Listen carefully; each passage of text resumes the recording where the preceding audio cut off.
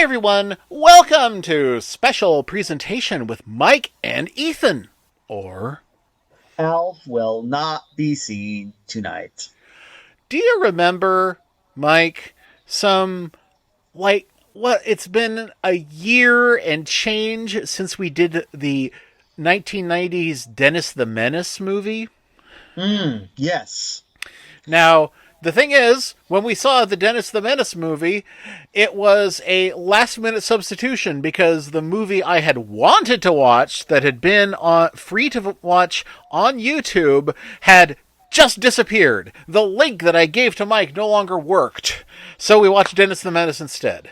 And we have been waiting and waiting and waiting, and finally, that movie is available again. I've literally been searching. It's like, is it on Netflix? No. Is it on archive.org? No. I've been doing that every month since then, and it finally showed up.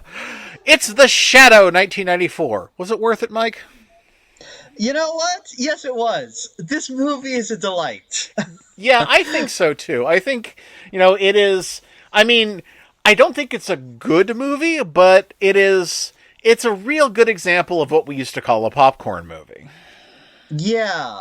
It's definitely like you know how there's stupid movies for stupid people, and there's like movies that are like a stupid person's idea of a smart movie, Uh-huh. like this is like a smart person's idea of a stupid movie, cuz it is stupid, but it's stupid in all the right ways where you just like, oh, I love this, and every like stupid thing feels like entirely intentional. Like the movie knows that it's being stupid, but it's playing it straight, and we're all here to have a good time. So Yes.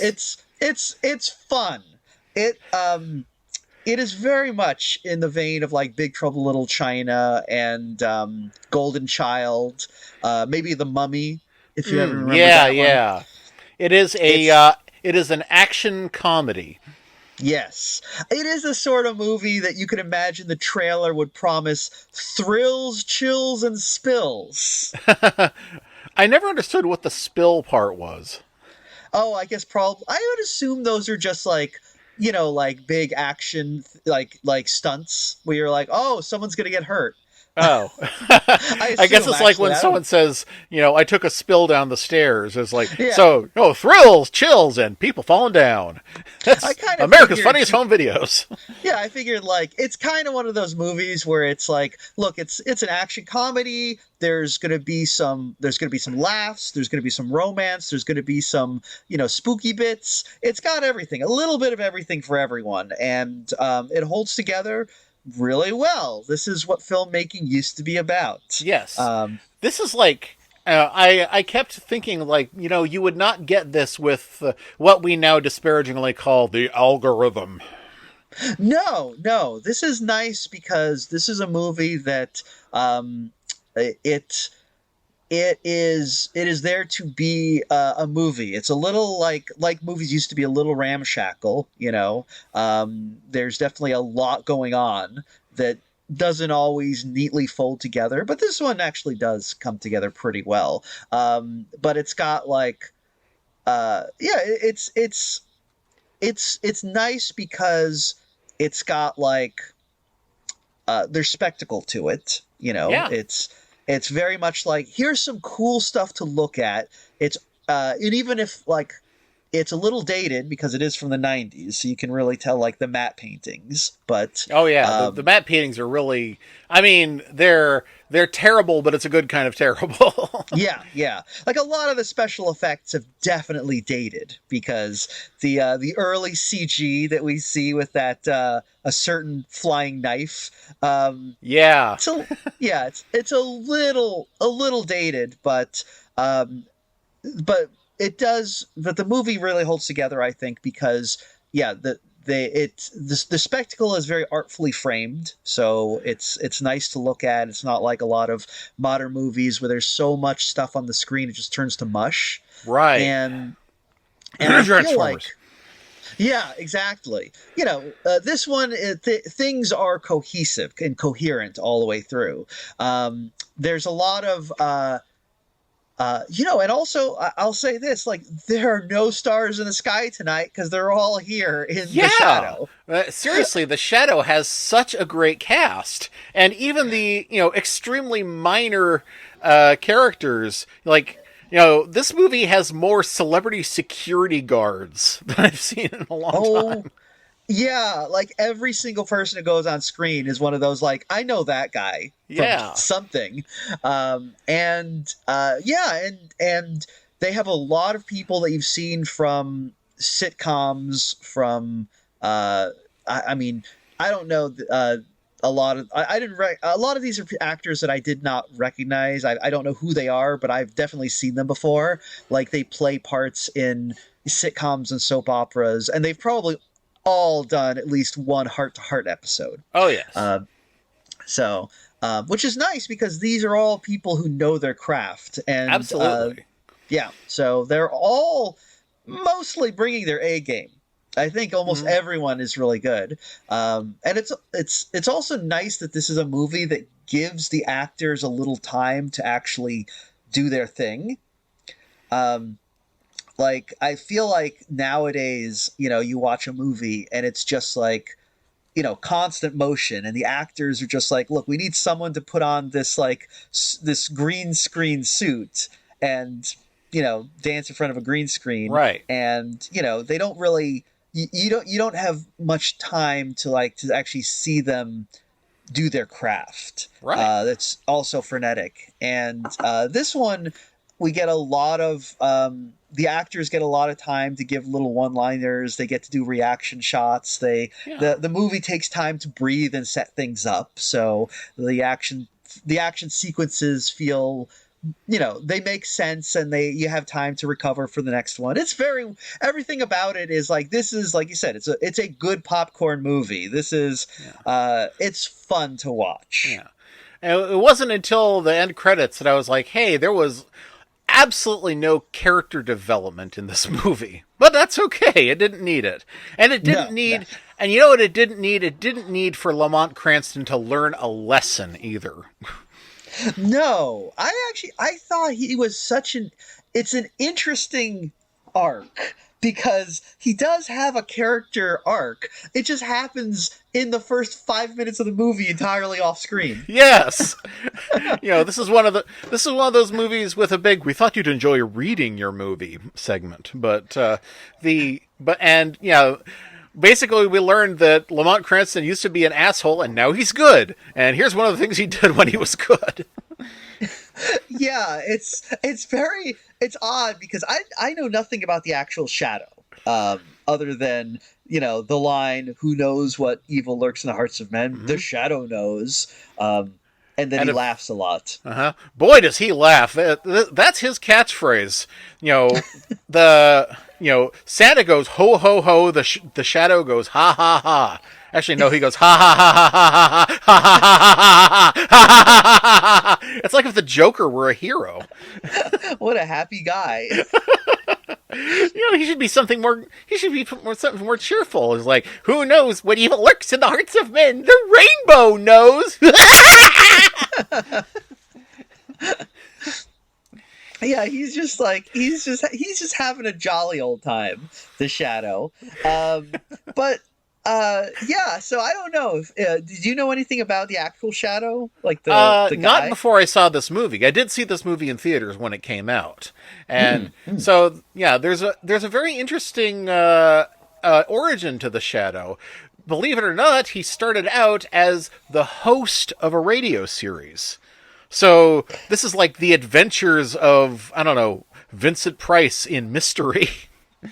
Oh, that actually, okay. That explains it, because I actually now suddenly remembered that relatively recently, a couple of years ago, I was in a record store and happened to pick up, like, a record of The Shadow, and I remember reading the back and being like, this is weird, because I thought The Shadow was like some sort of, like, vigilante, like Darkwing Duck or something, and it sounds like it's just like these just sound like Twilight Zone episodes and don't really seem to have anything to do with any guy named the Shadow. So I was very confused, but I guess that must be what we're talking about.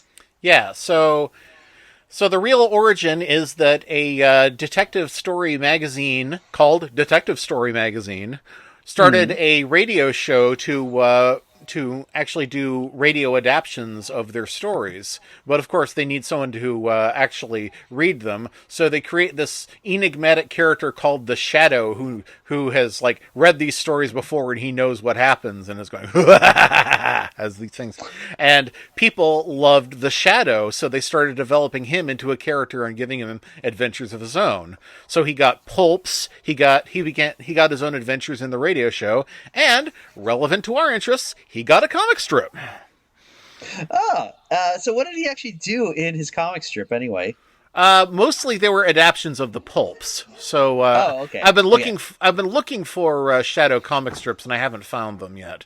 Because the Shadow is very much a vehicle for the writings of Walter Gibson. Okay. The Shadow. So I guess the Shadow is an enigmatic figure because we can't actually read his comic strip. Yes. But I will say this is a way more enjoyable adaptation than The Spirit. Oh boy, yeah.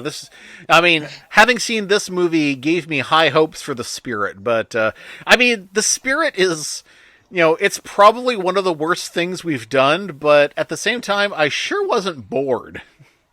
No. The Spirit is, because we watch a lot of boring shit for this podcast. Oh You're man, this is so much better than the Fabulous Funnies. Yeah, well, it is. This is probably, I would say, one of the best things that we've watched. Yeah, I think so too. It was not a success, unfortunately. It made like $32 million in the U.S. on a $40 million budget, and it made its budget back overseas, but like only just. So unfortunate, because there is a lot to like in this movie. This is it's an affable film. It's got. It's just, I was impressed because while this is like a popcorn movie, it's not like you're not watching Shakespeare here. They really did a good job of getting all the beats right. Like, there were so many weird things in this movie that could have just gone completely wrong. They just fall flat, and yet they kind of worked. I was just like, wow, this is quality filmmaking. This is why you go to the movies, to be entertained. And I was entertained. So basically, Lamont Cranston. Great name. Great Lamont, name for our... Yeah. Nobody names their little boy Lamont anymore. It's one of those names that you avoid, like Kermit. But, yes.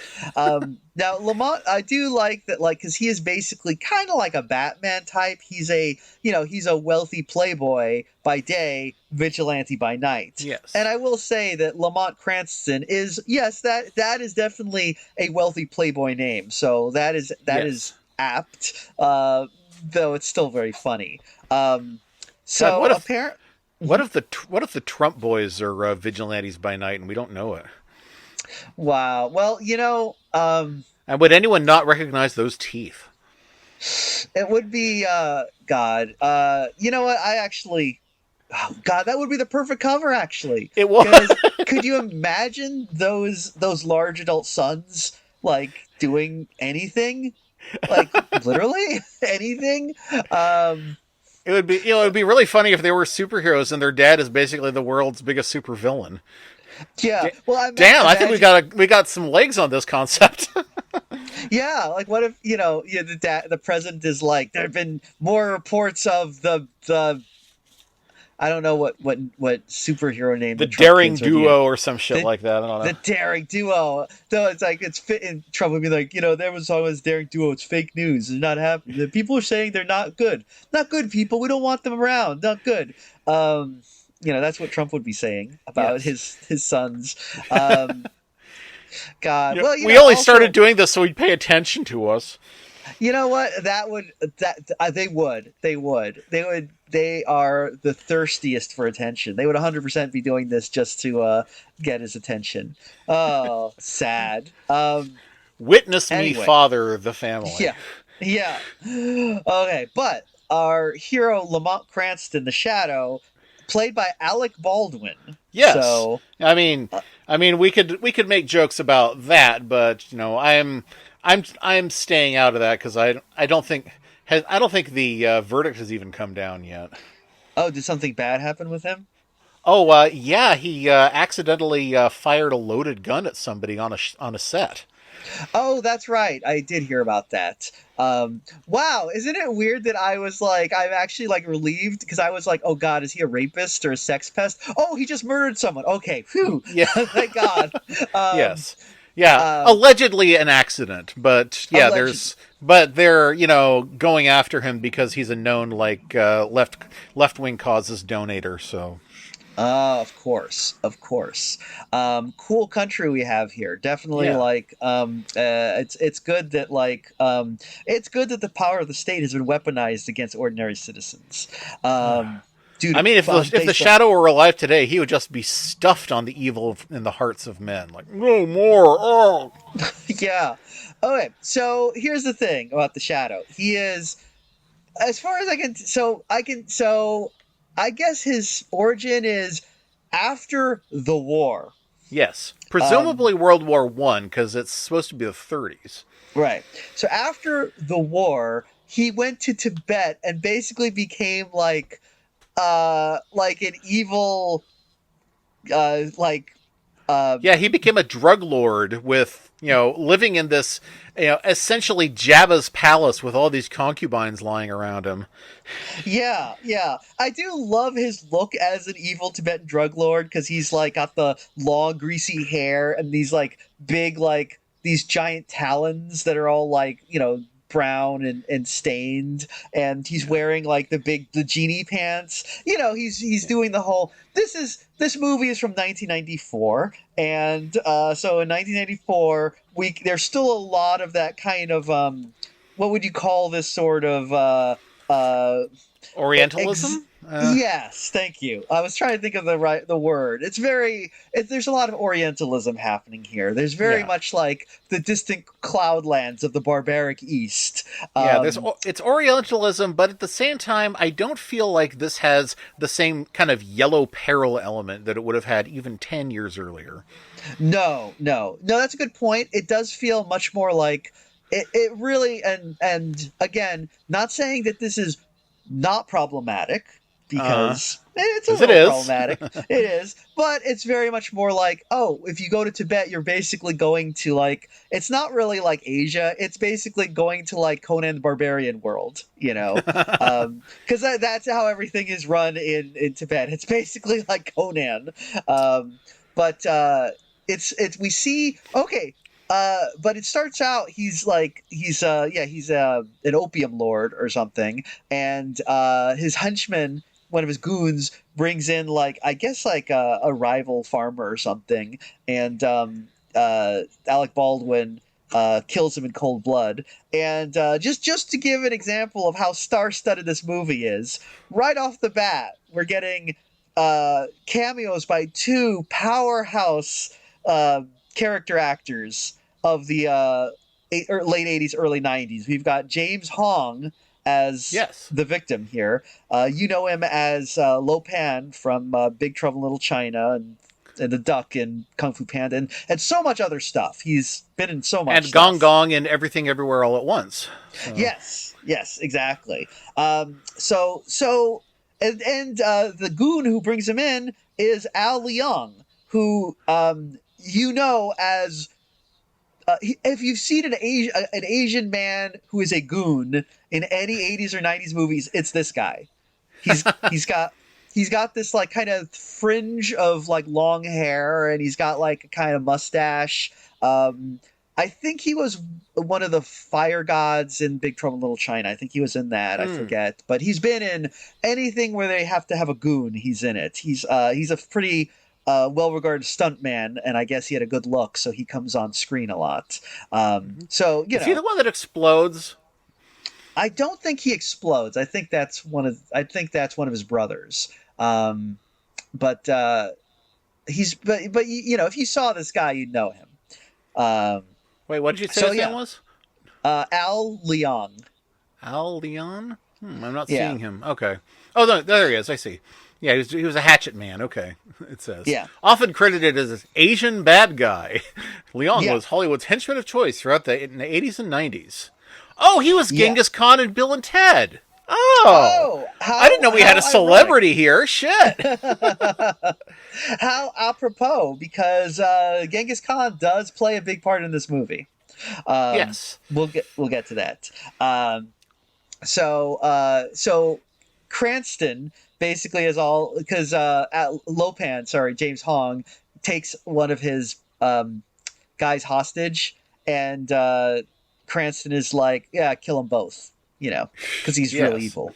And I do like that he's legitimately kind of evil. I like that Yeah. about him here. Because a modern movie, I feel like would really soften this. They're like, oh no, he's like kind of like bad, but like he actually was forced to do it. They would try to pull one of those like, oh, actually, Greedo shot first type deals. Yeah. Um, This is the opposite of Save the Cat. He yeah, absolutely does not save the cat. no, he is real evil, and so he kills his own guy as well as James Hong, and all his concubines find it delightful. They're all Yeah. like. They're all giggling because they love it. I mean, that's the thing with concubines. Nothing makes them hornier than seeing some evil happen. That's why evil guys have so many of them. Um, but then Cranston. So Cranston gets kidnapped by some guys. They take him to a temple, and it turns out that there's like some I guess it's like the Buddha or something. Some guy Yeah. named Who is this guy? He's yeah, it's somebody who has this temple where they guard a forbidden martial art or something, or more like a forbidden mental art, which is the ability that is often been touted to the shadow to cloud men's minds. yeah. So it's Which they he's some which as it turns out everybody's mind is clouded because nobody can find the temple. He has to let you see it. yeah, which This which comes comes up back again. later. Yeah. Yes, that comes back. So I guess his name is Tolku. Looking at this, and he's a wise sensei, but he kidnaps Cranston, and he basically has this plan where he's like, I use the evil in men, but like turn it to good or something. Yeah. So he's like, I'm gonna train you in the art of like clouding men's minds with hypnosis, and I'm not. Then we just get like. I thought we would get like this like long sequence of like Tulku like breaking Cranston, Hmm. and then building him up as a good guy. But like we skip all that. It's just we get the word scroll that says he turns good under Yeah. Tulku's So he does guidance. this. So wait, he does this all the time? Does that mean there's more than one shadow? It seems like it. There must. I mean, maybe there's. We don't know if every guy he does goes out to become a vigilante. Hmm. Because we do know that one guy he trains doesn't. Yes. So But yeah, for there's a little bit of Pai Mei going on here. yeah, yeah. Um, but so so the shadow comes back after being trained by Tolku. He returns to America, and the scroll tells us he goes to that hive of scum and villainy that Yeah. known as. And I was like, okay, 50% odds New York, 50% odds Los Angeles. What are we gonna get? It's New York. Yep. Um, Though I think this is actually Chicago standing in for New York Ah, because it's got a lot of the alleys. shots. Yeah, it's got the alleys and also those weird like train tracks, elevated train tracks that you see Oh, that I've been told are a specifically Chicago phenomenon. But I did not bother to look up where it was actually filmed, so I'm yeah. just guessing. In fact, I don't believe we see the Statue of Liberty at any point. No, we do see the Night Court Bridge. That's Oh, the only yes. New York thing we see. But it doesn't really matter. This isn't really a New York specific movie. It's not Speaking like of The which, I can't Shadow. believe Richard Mall isn't in this. He's not, isn't he? It Um, seems like something that you should see Richard Mall in. I thought that I saw him, but it turned out to be a different sitcom celebrity. Yep. I think you probably know who I'm talking about. Because we get to see one of the security guard who is played by Koop from Ferris Bueller's Day Out. Not Yeah, Ferris Bueller, sorry. or no, yeah, Parker Lewis Can't Lose. It's That's Abraham it. Ben Ruby, Kubiak. Yes. Yes. Yes. I always loved him. Yeah, yeah. So it was real fun seeing him and being like, "Wait a minute, it's Koop." What?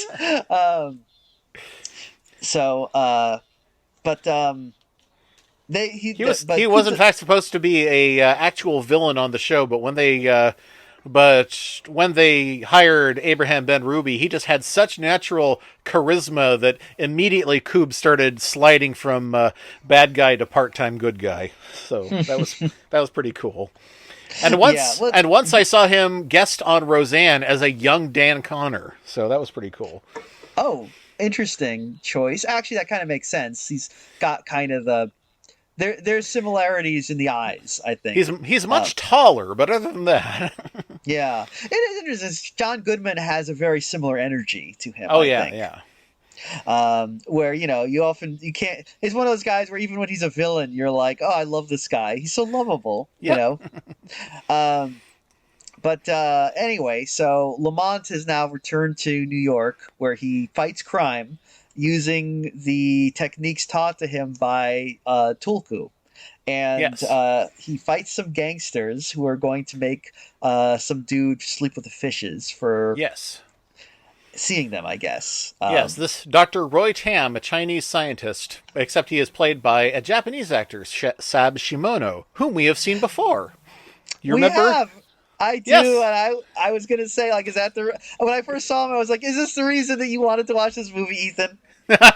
No, but I mean, I'd seen the movie before. I've always been excited to see the movie. But yeah, Sab Shimono is here. The godlike toy creator from Where the Toys Come From. Yes, yeah. He's another one of those actors that you have definitely seen, even if you haven't seen Where the Toys Are Come From, because he is in lots and lots of stuff. He's also I think at least 3 people that were in this movie have been the voice or otherwise performed Splinter. Oh, really? Who's done Splinter? Sab Shimono has been Splinter, but I didn't know that. Huh? I think somebody else, but Sab Shimono is actually the only person credited here who is Asian. Huh? That's weird. Interesting. Huh. Well, Frank Welker is also in this movie, and I'm sure he's in the Ninja Turtles. He's Frank Welker is. Oh, we should have mentioned that there's a weird animated knife that flies around and has a little face on it. And, yes, we were introduced to this in Tulka's temple, and there is a living knife that just goes wherever he tells it to, and has a a shrieking, chomping face on the hilt, so it won't let you wield it without biting you. Yes, and it's voiced by Frank Welker. Yep. So. Not doing the Abu voice, surprisingly. No, but he's doing his shrieky voice, so it's good. But anyway, so the shadow, so the shadow basically says, Sab Shimono, you work for me now. I am going to give you a special ring I give to all my agents, because I guess he goes around rescuing people, and if he rescues you, you basically are now on call for him, which is that's a very interesting touch. I like the idea that he sort of drafts you into his war against crime if you have some very useful skill, and he didn't have a metallurgist on staff, so now if he needs metal looked at, he will specifically go to Dr. Tam Lin, or whatever his name was. Roy Tam. Roy Tam. Yes. And he basically gets Roy Tam into this taxi driven by Peter Boyle, another guy that you have definitely seen and stuff. I think most people know him from Arrested Development. I think he was in that. I mostly remember from Johnny Dangerously, but he's in a lot of stuff, and he gets a lot. Of course, he was, in fact, I guess he wasn't the titular Young Frankenstein. He was the monster that Young Frankenstein built. Oh, I didn't know that. So yeah, you've definitely seen this guy. And he actually he's the cab driver, and he gets a lot of the good lines in this movie. There's a lot of little jokes that he gets to deliver, and it's nice because, like I said, this movie lets actors kind of like flex their muscles a little bit. Yeah. So Peter Boyle gets, not a lot of screen time, but he does a lot with what he's given, and um, and in fact, actually, I like how so much of this film feels human. It's a world made up of humans, and I feel like that's why so much of this works. Like, we get these like fun little moments. Like, there's a bit where Peter Boyle is driving his taxi around like real fast, and we just get reaction shots of the people in the back, kind of like, sitting there white knuckling it, and then when he finally stops, he's like, "Get out here!" And they're just like, "Thank you." And it's like a very quick thing, but like these actors are just given like, the moments to act, which is very nice, because I feel like nowadays a lot of films are just like, we're just gonna like pop in a lot of special effects, and like, the actors are all on a green screen, so they're not really reacting to anything. This one just feels like a world that is lived in by people. So I feel like doing this kind of thing is Hollywood seeding its garden for future celebrities. Because I'm thinking about how just 2 years later we got Men in Black, and how many jobs do you think David Cross got because he was the sarcastic morgue clerk in that movie? Yeah, that's a good point. I mean, that is the thing, is like Hollywood used to invest in new talent. You would have up and coming actors in, in B movies a lot of the time, but also as small parts in bigger movies. And the idea was eventually, you would get people, you figure out who could like lead their own movies and who'd be good as a character actor.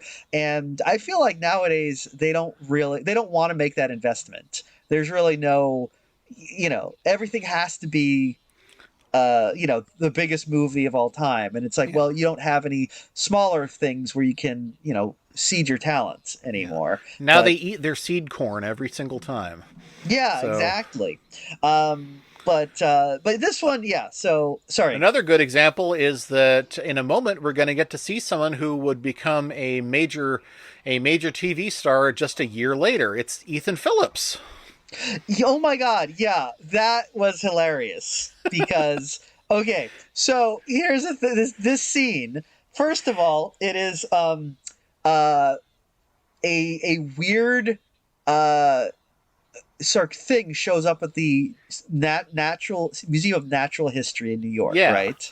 It's a big metal thing.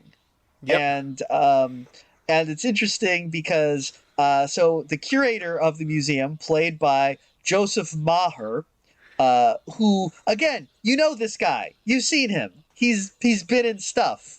I couldn't, let me see. What was he actually? He's been in so much stuff, and and the problem is, like, I know I've seen him, but like when I actually looked him up, I was like, the only thing that I actually remember him in, that I actually seen. Sorry, two things. I did remember him as from Sister Act, and also as Alf's guardian angel in that one episode of Alf, where Alf, does the Wonderful Life homage. Yes, and and the most delightful thing is his assistant. It's Max Wright. So yes, it's another Alf alumni is here, and it's funny because like Max Wright is playing this role so against type, I think. Really? Like, I don't know. It felt like, he's just being Willie again for the most part. It is. But... Well, that's the thing. It's strange because I feel like they wrote this part for a different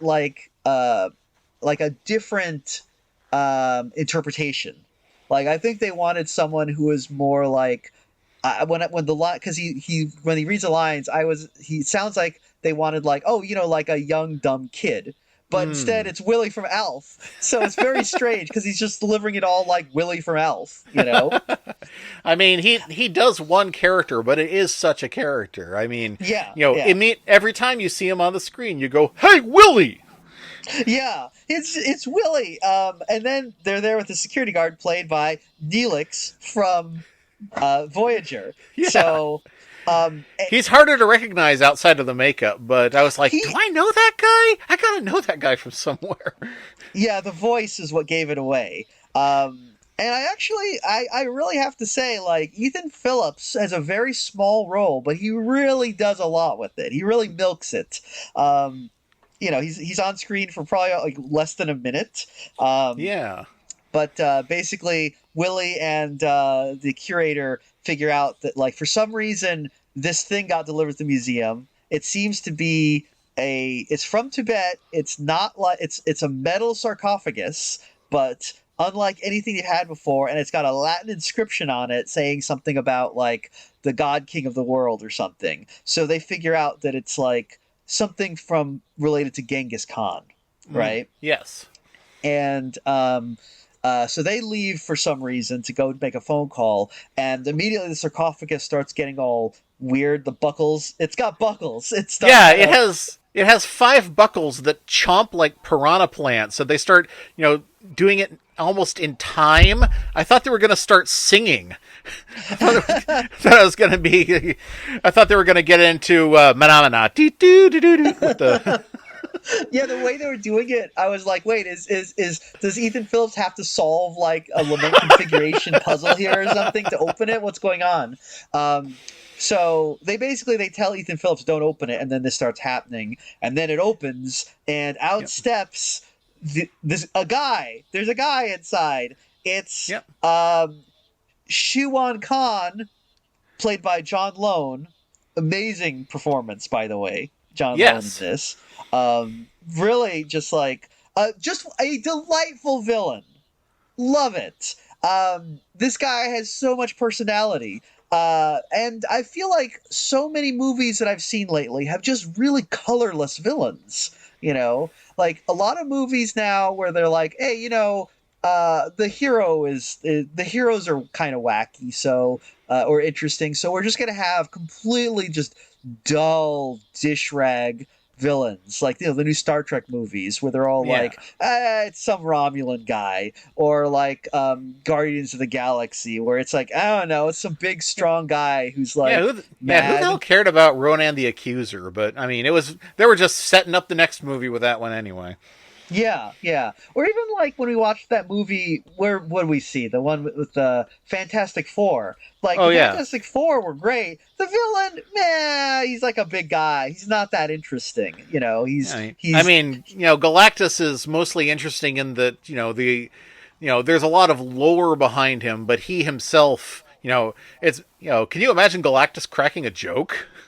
Yeah, exactly. He's just kind of dour, right? Like Yeah. we just have a lot of villains who just are kind of dour, because it's like, oh, we got to be scared of them, I guess. Well, John Lone as Shiwan Khan is like, he is so he makes jokes, but like he's very like he knows that he's the shit, and Yeah.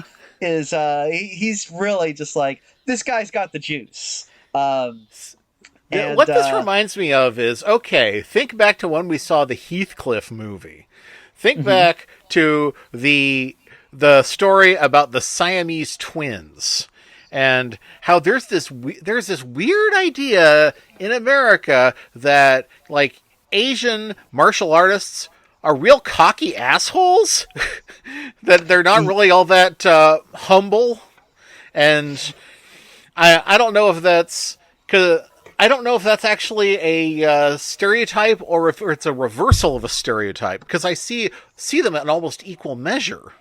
Yeah, I feel like people keep saying that about like Bruce Lee, but I think that's like, I don't know that that's true. I think that comes from that Tarantino movie where they just decided to make Bruce Lee be an asshole so that like Brad Pitt could beat him up or something. I mean, not the real Which Bruce movie was Lee. that? I don't remember that one. It was like Once Upon a Time in Hollywood or something. Oh, okay. I forget. It's one of those Tarantino movies. They're all the same pretty much. You know how they are. Right. Tarantino. But John Lone playing this Shiwan Khan steps out, and the thing is, Shiwan Khan has also been trained by the Tulku. Tulku, sorry, I don't know why I call him the Tulku. So he also has the power to cloud men's minds. But the thing is, the Tulku was not able to break him like he broke the Shadow, and Shiwan Khan still remains evil, which is kind of an interesting thing. It really kind of underscores the danger that Tulku puts himself in when he takes on these evil acolytes and teaches them, how to have magical powers to like do anything they want. I don't know about you, but my thought was that Tulku was like, "Well, I'm glad I finally broke that guy. Now for my next project, Adolf Hitler." Yeah. I mean, it's like, generally, if I were a guy who was like, I'm looking for someone to give magical powers to, is it really make the most sense to find evil guys and like, I don't know, like, I don't know what he's actually doing. Like, he's kind of like brainwashing them to be good or something. There's a sort of force femming them into heroes. And, I mean, I guess you could say that, like, well, someone who's that dedicated to evil, once they're good, they'll be that much more dedicated to good. Maybe there's a logic there, but like, I don't know. I don't know. Though, again, this does give us a very interesting relationship, a contrast between Shiwan Khan and the Shadow, because we do get to see like Alec, the Shadow feeling regret over his past. Yes, they don't really frame it so you can tell what's happening until he wakes up and goes, I feel regret over my past. Yeah, it's not subtle. So Shiwan Khan comes out of the sarcophagus and he just says to Ethan Phillips, like, put your gun to your temple, now shoot yourself, and he just does it.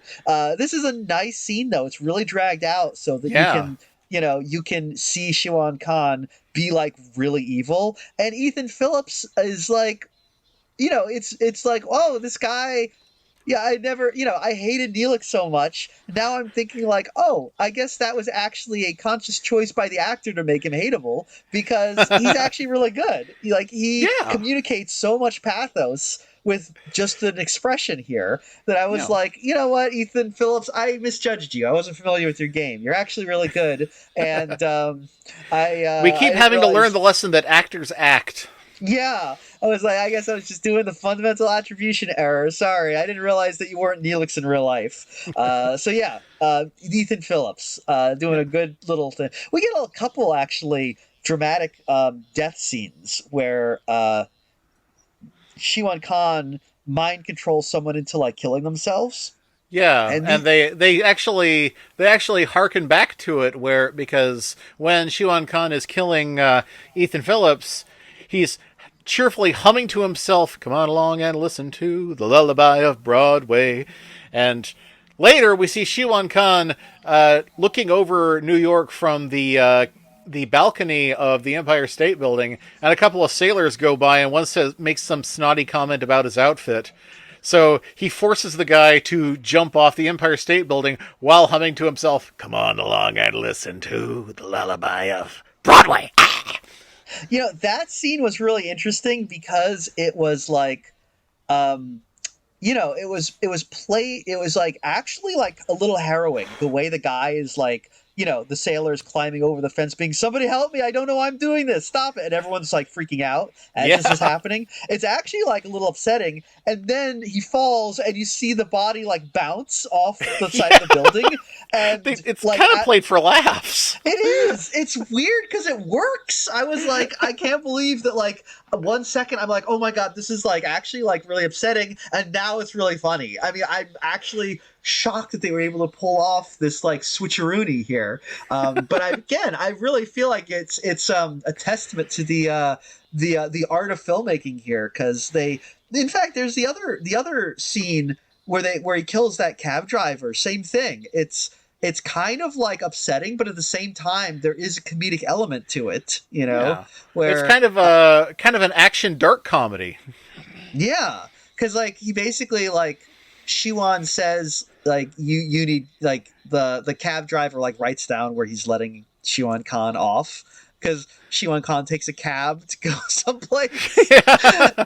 And At this point, we don't know that who he is, so I kept feeling like, how does Genghis Khan know about guns and taxis? And then we eventually find out that it's not actually Genghis Khan, but his youngest descendant. So yeah.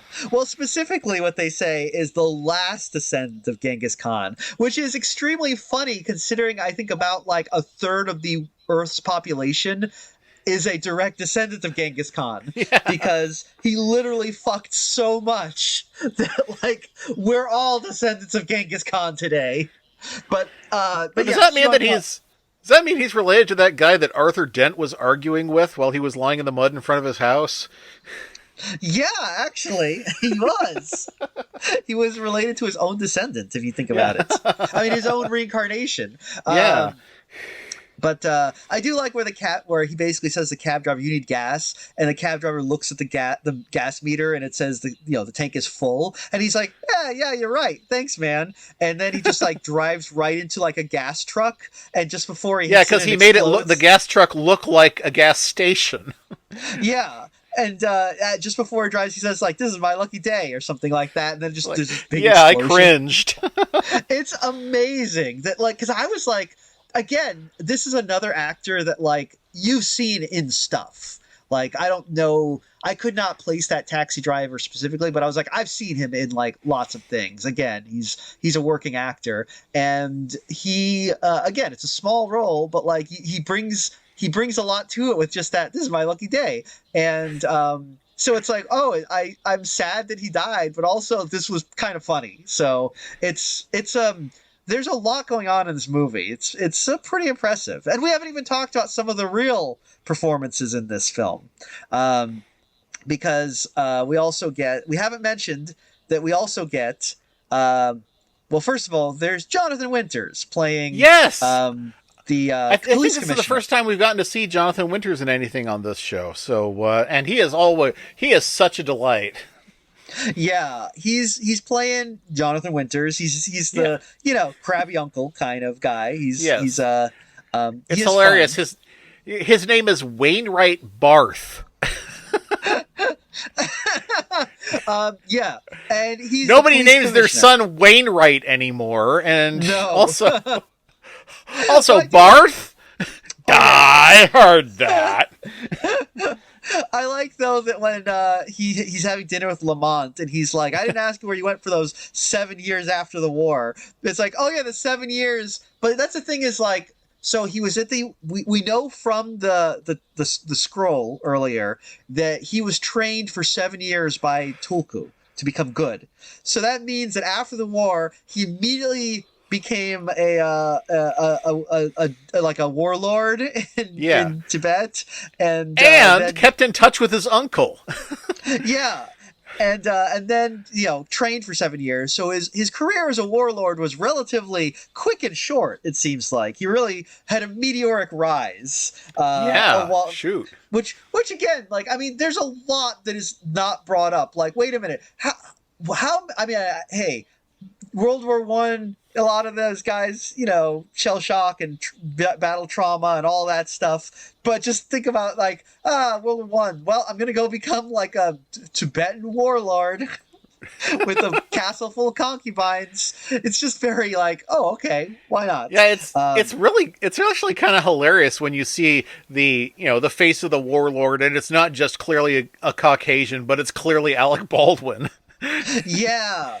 It's just like, oh my god, like, oh my god, Adam Maitland, how could you? So actually, Alec Baldwin, they do an interesting thing in this movie with Alec Baldwin, because when he's the Shadow, his face changes. Yeah, because one thing that everybody knows about the Shadow, because of the various logos, is that he's got a big ass nose, like Lloyd Alexander nose. But obviously, Alec Baldwin did not want to wear a huge fake nose while playing Lamont Cranston. So instead, he makes himself look like a different person, and also wears a mask just in case. Yeah, it's an interesting thing because when he becomes the Shadow, we see his face changes. He becomes almost like it's more like it was hard to tell at first because I was like, what is going on here? It's like is Alec? It looks like he looks like a one of those like if Alec Baldwin went to one of those like carnival caricature artists and got his portrait done because Yeah, yeah. it looks like a very exaggerated Alec Baldwin, and then he like wears like a bandana but only over his mouth so his eyes and nose are visible, which I was Yeah. like, well, I you don't know. kind of Pull your damn mask up, asshole. You're getting germs all over everyone. yeah, it's like if you're trying to hide your identity, you might want to hide more of your face. I mean, everyone's going to be like, "Oh yeah, that incredibly distinctive nose." Yes, I Yeah. remember that. But I guess it doesn't matter because, of course, that's not what he looks like in his daily life. So he can cloud men's minds by doing this. And in fact, he does cloud them doing. He uses the the these are not the droids you're looking for type thing, but Yeah.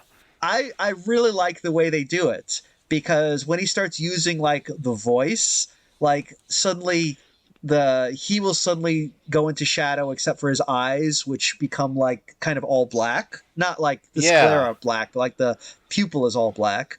And he just does the like because Jonathan Winter's like, I'm going to put a task force to find out who this shadow is, and he's just like, you will not appoint a task force to find the shadow. Yeah, I guess I won't do that. So I like that thing they do where they kind of do the shadow on his face to indicate that he's mind controlling people since he is the shadow. Yeah.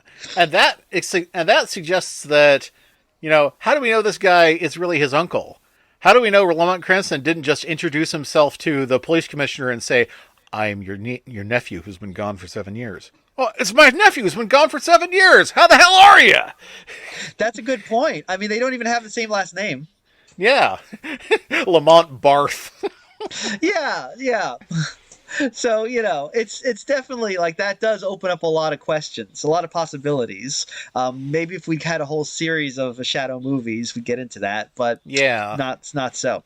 Anyway, so that's happening. We have a few other characters we have not talked about that we really Yes. need to talk about because we Let's also see. have, well, Margot.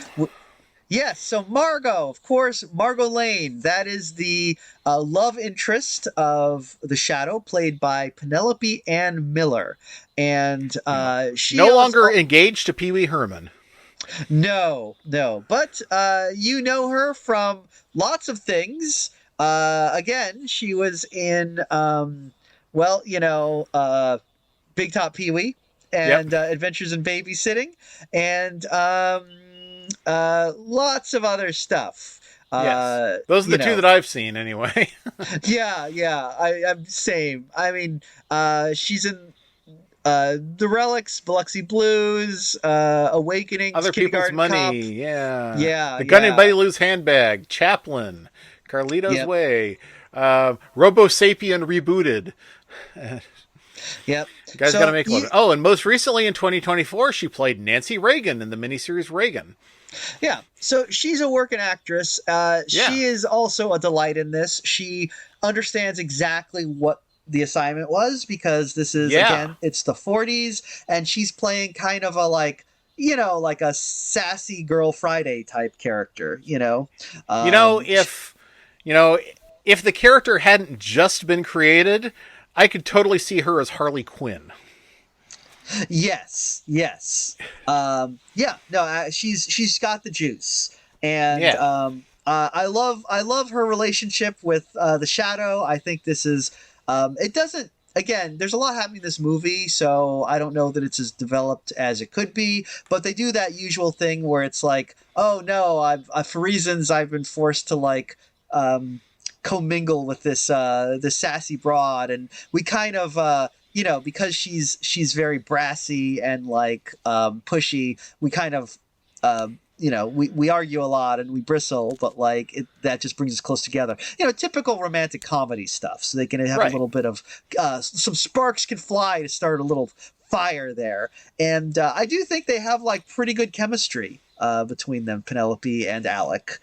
So I enjoy that a lot. Of course, Margot, there's an added complication that Margot is also psychic, so she is immune to Alec Baldwin's mind games, and she can also read his thoughts. So Yeah. this is an interesting And wrinkle. she can shrug off his Jedi mind tricks. It's like, you'll forget all about me. Why would I do that? Yeah, yeah. So that's when, which leads to an interesting bit where after they part ways, Alec Baldwin is kind of like, well, I can never see her again because it would be too dangerous for me because she knows me. And he's saying this to Peter Boyle as they're driving away. And then meanwhile, Penelope's like, I don't think I'm ever going to see him again. I just have that feeling, which is interesting because like she's picking up on stuff, even before Alec Baldwin knows his own thoughts. But I also really enjoyed the bit where she has like Alec Baldwin has a dream where he finds her like in his apartment or something, and then he's like tearing his face off, and actually he's Shiwan Khan. Oh no! I'm not really sure what this dream signifies. I think it just is. I think this is out. Mm-hmm. What's the other movie where this happens, where somebody rips off their face in the mirror and laughs at their own skull? Oh, Casper? Oh, yeah, Casper. That's got to be it. I think it's probably happened in a few movies. I think this is meant to signify that, like, the Shadow is still afraid of his own inner darkness or something, and it's like, Shiwan Khan says we're the same. What if we are? Like that sort of thing. I think that's what it's meant to signify. Yeah. He must be feeling tempted by Shiwan Khan's offer in a way that that he's not letting on publicly. Yeah. We don't. Man, I could be the opium lord of New York City. Like that does, they don't play into this as much as they could, though we do get to see, I think, Alec Baldwin doing some surprisingly understated acting. Like when Shiwan Khan kind of brings up his past, you can kind of see Alec Baldwin twitch a little because, he doesn't say much, but he's obviously very troubled by his own past. And I was like, again, this is a movie where it's nice to see actors acting. And, heroes that used to be villains are actually one of my favorite tropes. I always liked, you know how that's the origin of Plastic Man, right? I did not know that about Plastic Man. Plastic Man, not only did he used to be a criminal, he still is in his alter ego. He pretends to be a gangster called the Eel, so he can get an extra ear on crimes that are about to happen, so he can foil them in his alter ego as Plastic Man. That's pretty smart, actually. Yeah. Now we get some other characters here. Now Penelope Ann Miller's Margot Lane happens to be the daughter of a very famous scientist. Oh, what a coincidence. Isn't that always the case? It's always the case. And this is someone else who was 2 steps away from his big, face turn when suddenly his name was on everyone's lips. Yep. It's Dr. Reinhardt Lane, played by a young Ian McKellen. Yeah. I was like, wow, Ian McKellen in a role that's not a wizard and not a mutant and not gay. Huh. Yeah, it's interesting seeing him play kind of this this is a pretty standard type character that you would get as scientist father, He is very much an absent-minded professor. So. Yes. There's an interesting thing where he mixes up the colors green and red, but it's implied it's not because he's colorblind, it's literally because he just can't remember which one's which. It's That's really hilarious. It is. It was like, because when it first happens, I thought like, oh, he's colorblind. That's going to come up later. And it kind of does when it comes up later and he gets corrected. He's just like, I got to remember that. And I was like, wait, is he just mixed them up because he doesn't remember? He just has that thing where you have to hold up your fingers and see which one says L to remember which one is left. Oh, yeah. Hey, that's not funny. That's a real problem. I know. I do it all the time. Oh, me too. Oh, you got left-right confusion too? Oh, yeah. It's a standard neurodivergence. Oh, okay. Yeah, we're like, oh yeah, I got that too. It's like two peas in a pod. Okay. Yep. Uh, um, so Ian McKellen is there, and Ian McKellen has an assistant. And Yes. is oh, this is a delight. This is a delight. As soon as you see this his assistant, you're gonna be just clapping for more because the assistant, first of all, he's got a slimy little assistant named Farley Claymore. Great name for an assistant, played by Tim Curry. I was like, oh my god, Oh, that guy looks like Tim Curry. Wait, it is Tim Curry. Tim Curry is like, this is probably the most fun Tim Curry has had since Rocky Horror Picture Show. He Uh, is just that is a great thing about Tim Curry is he is you know what you love about Tim Curry is every time he talks you're like, well, clearly everything that this man says is a lie, and yet somehow I trust him with my life. That is the Tim Curry magic. He is probably the only guy other than Booger from Revenge of the Nerds who has that quality about him.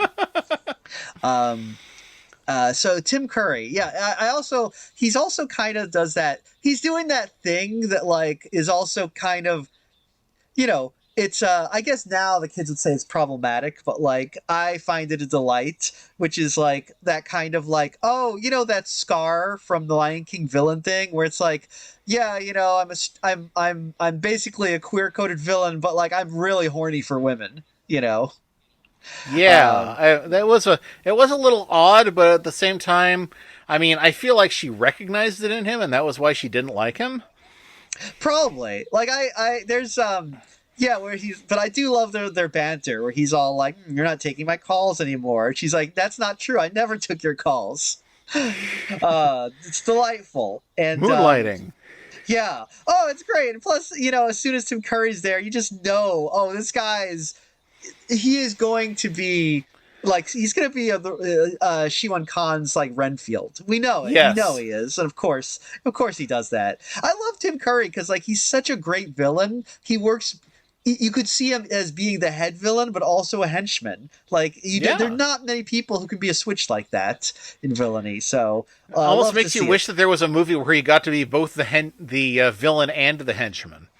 I mean, for real. Like he's really kind of henchman wise. He's more of a Scaramouche type, Yeah. than Will you do the a Fandango? straight, the Grim Fandango.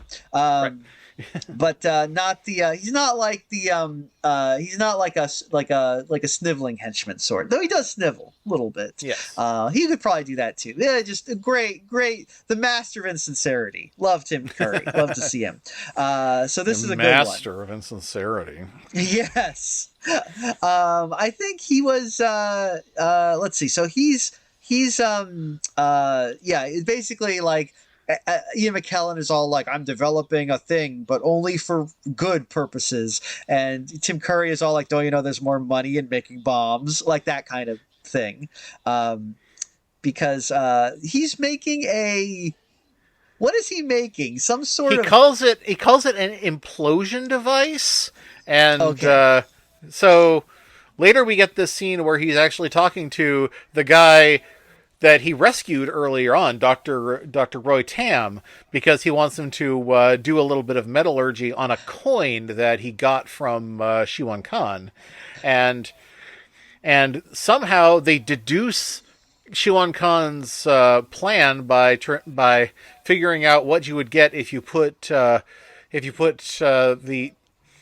Farley Claymore's beryllium sphere and Dr. Reinhardt Lane's implosion device together, which is, as the Shadow says, that's an atomic bomb. And Oh my god. Dr. Okay. Tam is like, oh, that's catchy. This is amazing, and this is probably the best bit of the entire movie. I love this scene. It is so astronomically stupid. Beyond comprehension how stupid this is, and yet they play it so straight that it just works and you're along for it, because basically what happens is Shiwan Khan shows up at the Shadow's house, and they have like one of those villain hero confrontations, like we're not so different, you and I, that sort of thing. Because They have a lot of those, actually. These guys spend more time sort of arguing over drinks than most hero villain pairs do. I mean, I like it because you really get some nice character moments with these guys, and I think they're both really. I mean, they're both really kind of interesting characters, and I feel like it's unusual, like to get this much personality from your mains in this kind of movie, because usually they're just putting on costumes and punching each other, but like this one they're doing a lot. And he basically is like, he gives some bourbon. He has bourbon that he shares, so Shiwan Khan gives him like this weird ancient coin, right, as payment for the bourbon. And so then, like, for some reason the Shadow is like, I am going to take this to my metallurgist guy and have him analyze what kind of metal this coin is. Why? I don't know. Just cause. I mean, for some reason, he just thought, like, maybe this coin is important. Maybe it's made out of an important metal. So he takes it to Dr. Tam, who basically, he puts it in like a petri dish and pours some like liquid on it, and it starts smoking. And he says, wow, this coin is made out of a legendary metal called... I don't know. Impossibilium, I don't know. Impossibilium, from ancient Chinese legends, right? And so I wonder if that was why they hired an Asian guy to do this scientist, so that he could say it's a metal from ancient Chinese legend. Maybe. I was actually thinking, like, it's good that they got an Asian actor to play this, very non-stereotypical role, a good guy role, because you're getting a lot of like, very problematic Asian representation in this movie. So even in 1994, I felt like they were like, let's temper that a little bit. Yeah. But I do like that. Then the Shadow's like, are there any like military applications for this thing? And he's like, well, let's look it up in the book that will tell us all the chemical and atomic properties of this fictional metal that we didn't think existed until right this moment. It's literally like if you got a metal and you were like, yes, this is adamantium, the fictional metal that like Wolverine's skeleton is made out of. Let me look up the properties of this thing, which doesn't exist. It's like, what? And then he's like, what can we do? And it's like, well, it would have to be, to make it explode, you would, because he says like it would be the atomic number is this, so the chemical thing is this, and if you divided this up at the atomic level, you could cause an explosion that would be an atomic bomb. Oh yeah, that's a catch tag. But how would you make a bomb? Well, you'd have to put it inside a casing. The casing would have to be a shell of some sort. Oh really? Yeah, it would have to be a shell of some sort. And then he's like drawing sort out of the bombshell, if you will. Bombshell. Well, I like when Dr. Tam is like, but that would be impossible unless some genius invented it. It's like, then it would be possible. I guess it's not that impossible if some guy can invent it. And then he's like drawing on it would look like this, and he just draws a circle on the chalkboard. It's like, this was just I could not stop laughing. It was so just amazing. And these actors are keeping a straight face through the whole thing. Sab Shimono and Alec Baldwin like deserve like Oscars for this performance.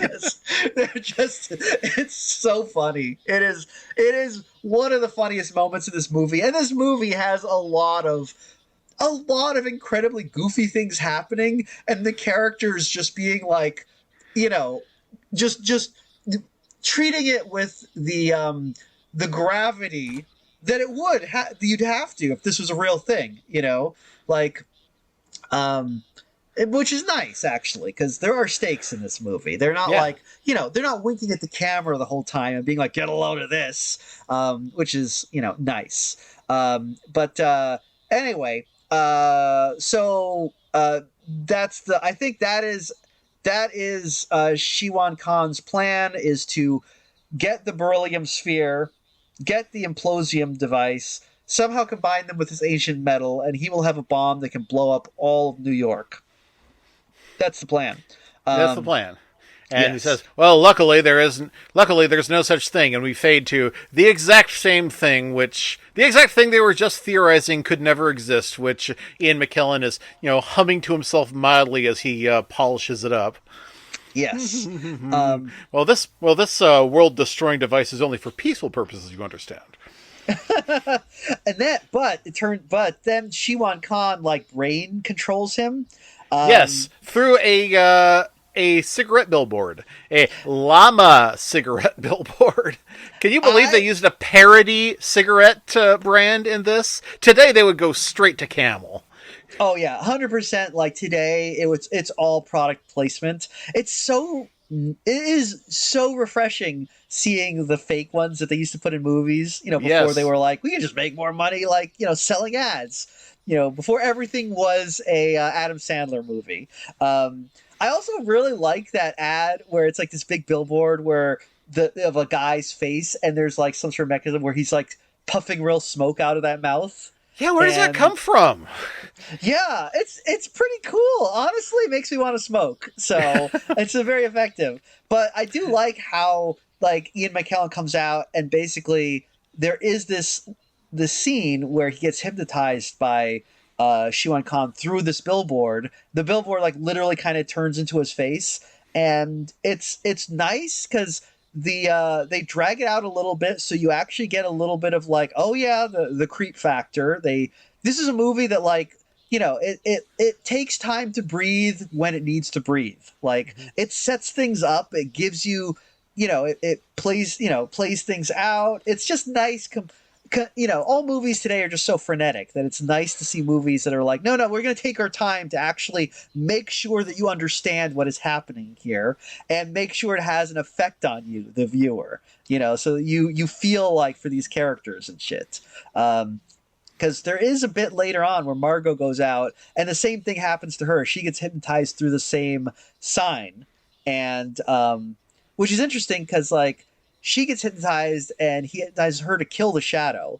So she goes to Lamont Cranston and tries to kill him. And when she recovers, she's like, "Oh, I was told to kill the shadow. Wait a minute, I came to your place. Are you the shadow?" Which is an interesting way to figure it out.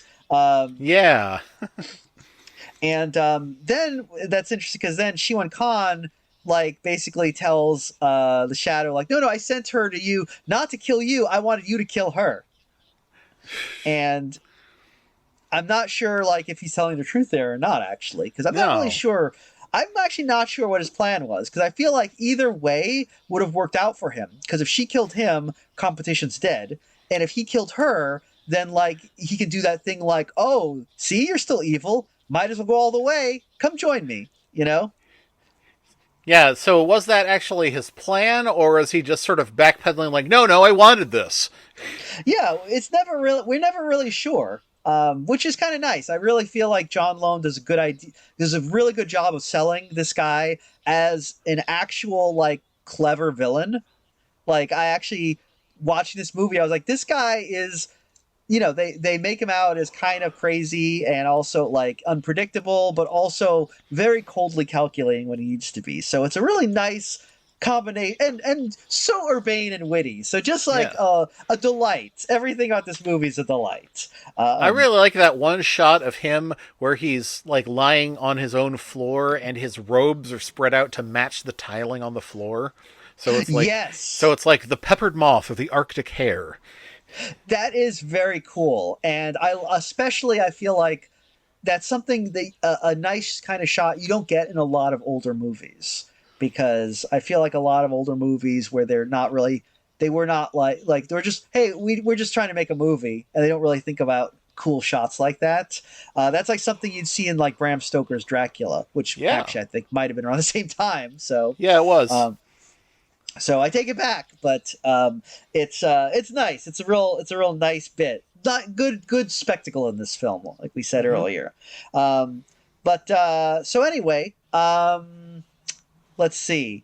What else happens? They they get the bomb because Shiwan recruits Farley, Tim Yeah. Curry, to his side, And Tim Curry has some great parts here because the Shadow tries to get him at his lab, but Tim Curry like fills the room with water and is able to tell. By the way, the Shadow can turn invisible. I don't know if we mentioned that. That's one of his powers. Yeah, the Shadow can turn invisible, and it seems to be a literal invisibility as opposed to just clouding your mind so you don't see him. Because, okay, so Tim Curry has this lab that's like it looks like the Technodrome. It's just off the offshore, and I guess it must be like a water tank or something that has been repurposed as a lab, but because when he realizes the Shadow is on his tail, he starts filling the room with water and shoots at where the footprints in the water are, which means he ends up winging Lamont, and then he locks the tank and escapes. So there's a couple of really cool bits here. One is that he actually has to call Margot for help using his telepathy, which is awesome. The other is that he would have drowned, but because Tim Curry shot holes in this tank, he's actually able to go gasp for air through the bullet holes, which I thought was really cool. Yeah. And then there is the only scene of this movie that I remembered until I just watched it right now, which is the scene where Margot comes to the door and sees Lamont completely, submerged in this aquarium, and he mouths the word, "Open the door," at her. Those are all really cool things. I also did like how Tim Curry noticed where the water was going around his legs in the water, because I thought, like, that's pretty clever, actually, to see an invisible guy that way. So there's a lot of neat little bits in this. It strikes me that because he works for someone with the same powers, he might have been told ahead of time what the Shadow might do and how to counter it. That's a good point. So then we go back to Shiwan, Shiwan has a hotel. There's a hotel that he has clouded everyone's minds in the city so that they can't see this hotel, which is another very cool little bit here. And we had a moment where Lamont almost figured it out. He's standing in front of this empty lot, like, where did this guy go? But he doesn't think to go into the empty lot, which is, the gates around it are real, but the empty lot is actually a 40-story hotel. Yeah, which, you might wonder if, maybe his mind was clouded, which part of the clouding is I just don't want to go in there, Yeah. But he does ask Margot, can you look into this? And she looks in and says, yeah, a hotel used to be there. And this is because he's like, yeah, I vaguely remember that. And she's like, yeah, everyone vaguely remembers it. And everybody knows that it's not there anymore, but nobody can remember when it was torn down, which is how Lamont starts to figure out, wait a minute, I think that it's still there, and I think that it's just Shiwan Khan is just hypnotizing everyone not to see it, which is a very cool thing, but also gives you some hint of the extent of Shiwan Khan's powers, because even the Shadow seems a little spooked by that. So maybe it just never occurred to him, maybe he isn't. He can't cloud that many minds at once. He says he clouded the minds of the entire city. And apparently he did so 4 years ago. Yeah. So he's been a busy boy. We didn't talk about the fight in Chinatown. Oh, yeah. There's this kind of neat scene where Cranston tails one of Shiwan Khan's men into Chinatown, where Chinese New Year is apparently happening. And he finds Shiwan Khan in a restaurant, shoveling food down his throat with his hands. I was like, wow, you never learned chopsticks? Really? Sorry, I don't. That he's evil. Yeah. And they have another discussion over drinks that ends with a firefight. A firefight where they both take aim and their bullets meet in midair. Oh, I forgot. That's so amazing. I love it. Especially because their expressions when it happens. It's like both of them are like, "Oh, I didn't expect that." It's so silly. Oh, but it's I great. like the implication that, oh man, any weapon I use against this guy, he can counter because because our minds are linked. We're going to have to kill each other, like civilized men with our bare hands. Yeah. Which I guess kind of is what happens eventually. Let's see what does happen. Tim Curry Okay. They, gets they they find their way into the hotel where Ian McKellen and the bomb are. They set the bomb to go off in like 160 minutes. And once Margot gets back in touch with her dad, he tries to disarm it, but he clips the wrong thing and cuts it down to 2 minutes. Of course. And then the bomb, which is in a perfectly spherical casing, gets loose and they have to chase it as it rolls from floor to floor. This is so fucking wacky. It turns into that "Are You Afraid of the Dark" episode where they're stuck in the pinball game, and it's again. This is a great thing because it is so ridiculous, but like the characters are like, they're like, "Oh fuck, we need to stop this bomb!" Like they're taking it seriously. The stakes are real, and there's no winking at the camera. So I do really love this whole bit. And that's when Ian McKellen, like, he does cut the right wire eventually, though the colors of the wire give him some. well, he's about to cut the red one, saying, "Well, it's usually green," and she grabs him and pulls the green one instead. So yeah, that's when. Oh, and this is happening while the two of them are suspended over a broken grating over an elevator shaft. Oh yeah. They were like, look, we're gonna have a lot. We're pulling out all the stops. It's the grand finale, so there's a lot happening here. Meanwhile, the Shadow is like Shiwan is all like sends all his Mongol warriors. He's got Mongol warriors, by the way. Like he's got a horde of Mongol warriors. Yeah. How many hordes would the Mongols horde if the Mongol hordes got bored? He does. Oh, I did like how during the dinner scene between him and Shiwan, he has his Mongol like warrior like threatening the Shadow, and the Shadow realizing that he can't like do anything, that Shiwan is too powerful, just starts fucking up with the other guy's head. Yeah, gets him to throw him the gun. Yeah, I like that because like literally like Shiwan is talking, and you look at Alec Baldwin, and they do the shadow over his face thing to indicate that he's like doing the mind thing, and he's not talking or anything. We just see him looking at the guy until the guy kind of does the like "get out of my head, man" and throws him the gun. So it's a very nice little, it's again there's a lot of they make a lot of use out of this power, which is nice. They do that kind of like thing where it's like there's a lot of, if this is true, what else is true world building in this film, which is fun. They really explore how much you could get out of being able to cloud people's minds and make them think what you want them to think. Yes. And boy, are we lucky that Shiwan Khan did not come along in the era of mass media. That's true. It was a kinder time in 1994. If Shiwan Khan had a podcast and was part of the Manosphere. God. Yeah, but they'd be all like, I'm not listening to no Asian. they'd be too racist to listen to him. Or maybe not. That's true. He'd be like the fucking God, what is the name of the guy? I can't remember the Asian Nazi. The milkshake guy. Ian Chong. Yeah, is Miles? that him? Yeah, that guy. Yeah, that guy. I think so. Actually, I haven't heard much of him lately. I guess his star's faded. Yeah. Maybe he got Charlie Kirked. So, I mean, I think we're allowed to be happy if it happens to him because he's not white, so the White House isn't going to care. They're not going to come and make you get fired from your job if you're like, oh, Ian Miles Chong is dead. Yeah, they hadn't decided in advance that he was going to be the next president. Yeah. Oh God. Well, there are a bunch of other guys. Let's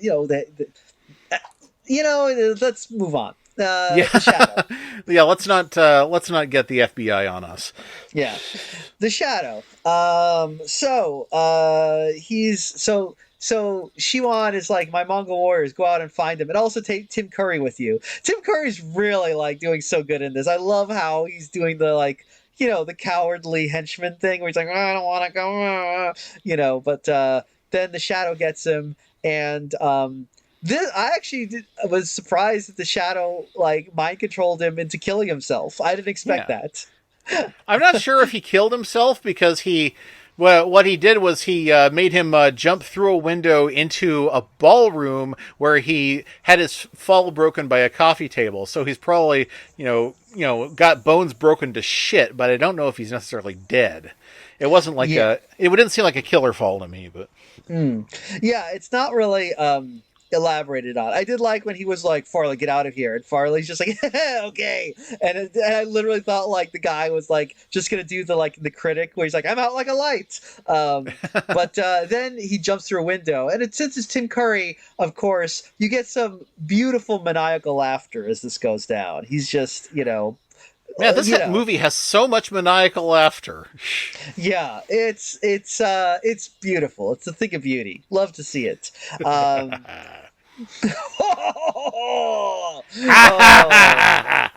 Everyone's having a good time. Prince of Space.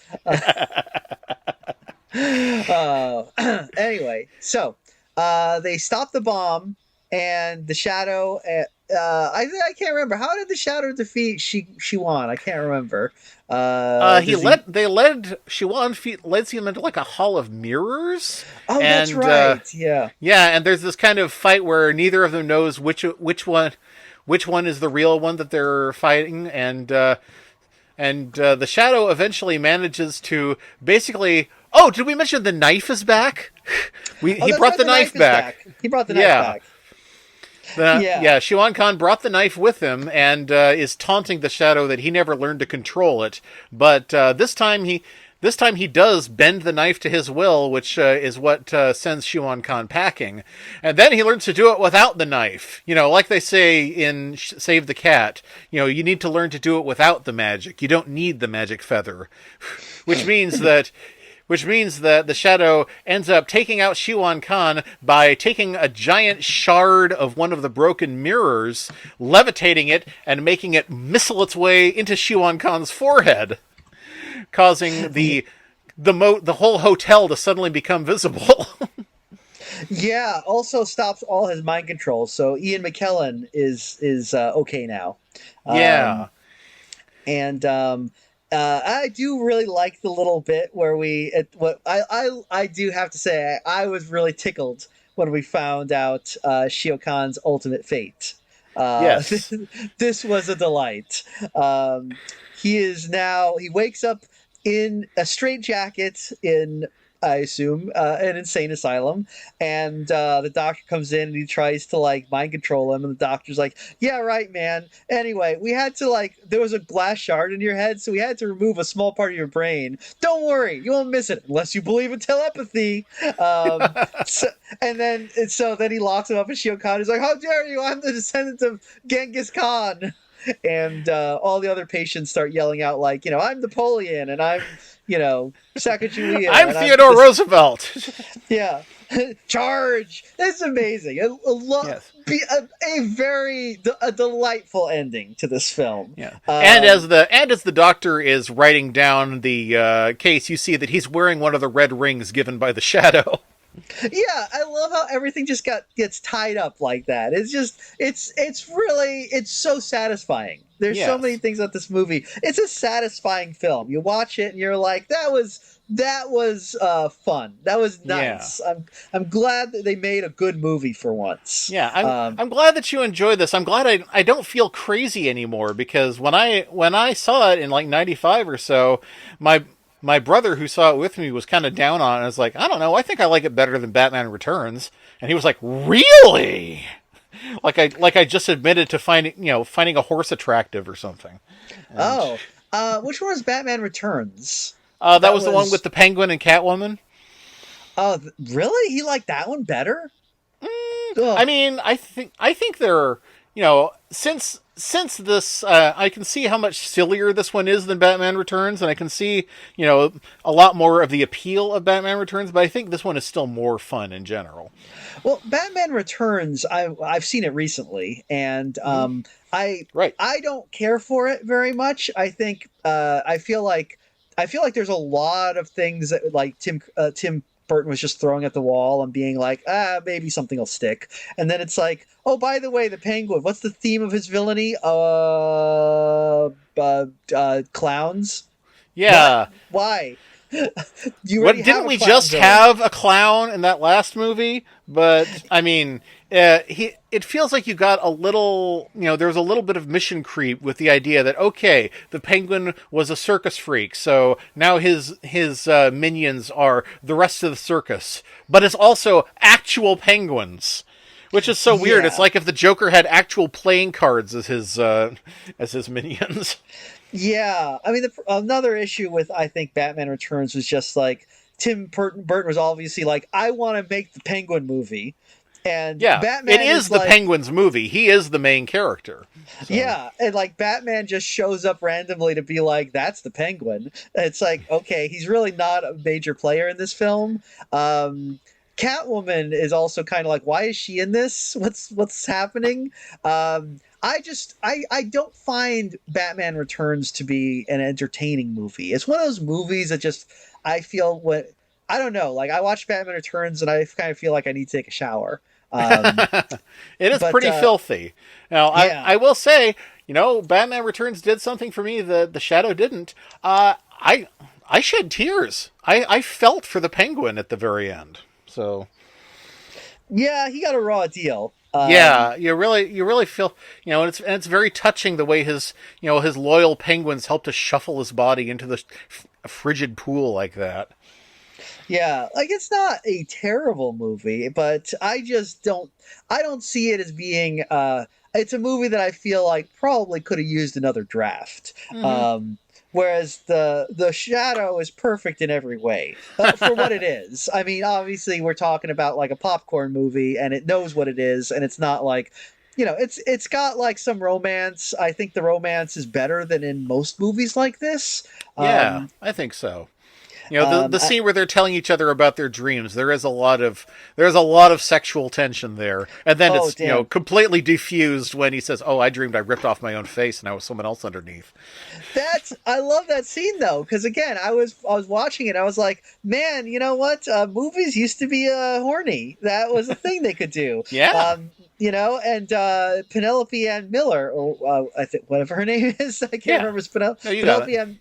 Okay, like she's really, like, look, if you're an attractive lady in Hollywood, you gotta sell the sex because that's what they're gonna have you doing in movies. But so unfortunately, that's a big part of the job. But like, she's really good at it. This whole bit where she's just kind of lying in bed, she's wearing like not a particularly skimpy negligee, but she's wearing her pajamas, and it's like, oh, she's in her sexy pajamas, okay, and she's just kind of lying in bed saying, "I dreamt I was naked on the beach," she's doing a little stretchies as she's saying this, Yeah. and it's like, oh, she's really selling it. So this is this is pretty this is pretty spicy for a PG movie. And then yeah, like Baldwin's like, I dreamt I took my face off, which was really really funny, and I like it because also the way it was delivered, I honestly could not tell if he was intentionally deflating her sex talk or not, or he was just being like oblivious. It was very well done, Yeah. I thought. So that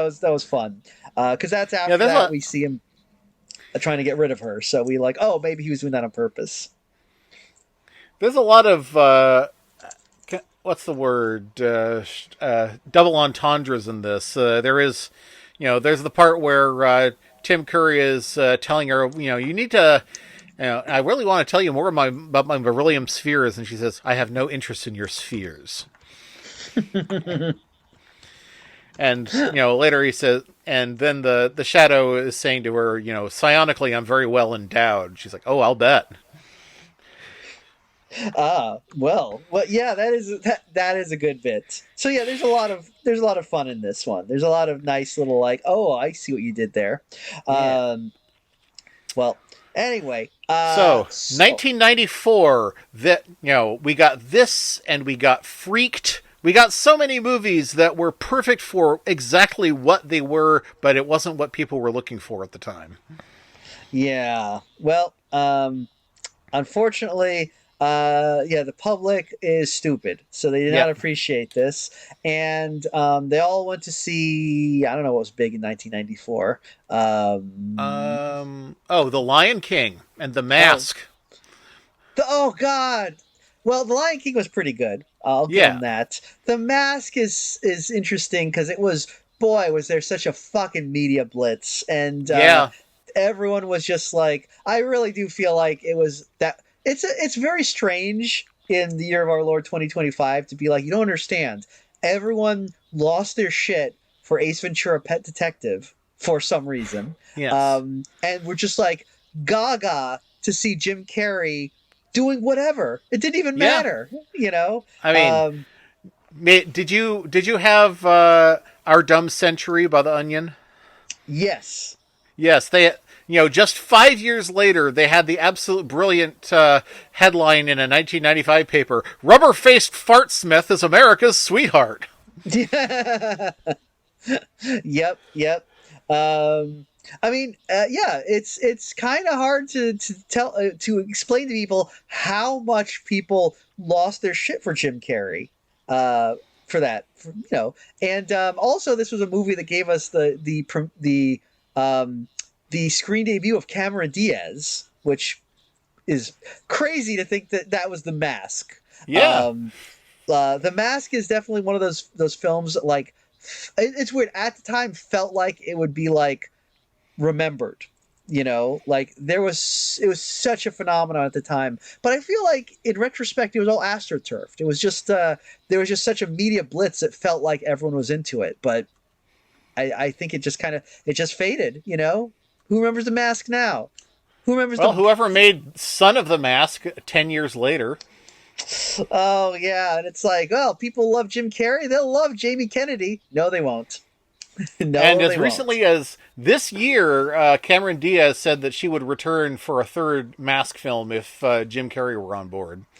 Cameron Diaz, you got you're. I guess you know what. I guess she. Well, it's sad because she's over 30 now, so Hollywood doesn't care about her. So she's Yeah. in that thing where she's like, She I'll would do definitely want to anything. do that. Yeah, I'll do anything as long as I don't have to be a witch. Yeah, it was like, I'll come back if they do another Mask. I hate to tell you, Cameron Diaz, if they do another Mask, they're not bringing you back Uh, because no. It's like, oh, what? Bring an older woman back just because she was in the original? Nope, nope. We're not doing that. Jim Carrey might come back, but yeah, you know, maybe. Yeah. but they're not going to ask But Cameron there Diaz isn't a back. new. There hasn't been a new Jim Carrey of this last couple of decades. You mean a new? Oh, like a guy who fills that A guy who, niche? yeah, there is. I don't know. I mean, I can't think of anyone who. I can't think of any new rubber-faced fartsmiths. No. Well, I don't feel like I mean the media landscape has changed so much that like Oh yeah, it that changed so much that's between 1994 and 1995. I yeah. mean, I've pointed this out on our show before, but after the 1-2 punch of Who Framed Roger Rabbit and Batman, every year they tried to bring out an Art Deco movie. So there was Oh. so there was there was Roger Rabbit, there was Dick Tracy, there was The Rocketeer, and there Hmm. was Dick Tracy, or did I ever say Dick Tracy? And You did, yes. yeah, Roger Rabbit, yeah, and Batman Returns, and finally The Shadow. And I think The Shadow killed off the Art Deco action movement. Yeah, yeah. Um I guess they just thought like people are gonna love Art Deco. Yeah, I mean, I don't have a problem with it. I think it's kind of a cool look, yeah, honestly. So, yeah. but yeah, yeah. Um, that is, yeah. I think now like the only people who like would be Rubberface Fartsmith types, they're all like YouTubers. Yeah. They're all like YouTubers pretending to be scared of video games. Oh, So geez, you're right. Oh, we already had the new Jim Carrey, and he went away already. It was Fred. Oh God. Well, they'll replace him with the Amazing Orange or something. The annoying orange. I The don't. annoying, Whatever. Whatever. the Amazing Orange meets the annoying Jonathan.